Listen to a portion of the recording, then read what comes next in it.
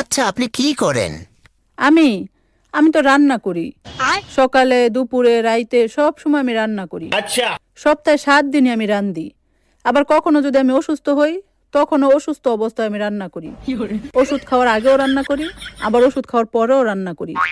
রানতে রানতে যদি আমার কলিজা ফুসফুস বাইর হইয়াও যায়, তবুও আমি রান্ধি। আবার ধরেন আমার যদি হার্ট অ্যাটাক হইয়া যায়, তাইলে আমি রাইন্দা থুইয়া রাইতে হসপিটালে ভর্তি হই। যদি সেখানে 2-3 দিন থাকতে হয়, তাহলে সেখান থেকে আসার পরও আমার রানতেই হয়। মানে এই রান্না থেকে আমার কখনো কোনো ছুটি নাই। এই যে সবাই ছুটি পায় না বিভিন্ন অকেশনে, সাপ্তাহিক ছুটি, ঈদের ছুটি, কিন্তু আমার কোনো ছুটি নাই। তখন আমার আরো বেশি বেশি করে রান্না করতে হয়। এই যেমন তখন ধরেন আমি আরো ফ্রাইড রাইস রান্না করি, চিকেন ফ্রাই রান্না করি, রোস্ট রান্না করি, কাবাব রান্না করি, বিরিয়ানি রান্না করি, পোলাও রান্না করি, টিকিয়া বানাই।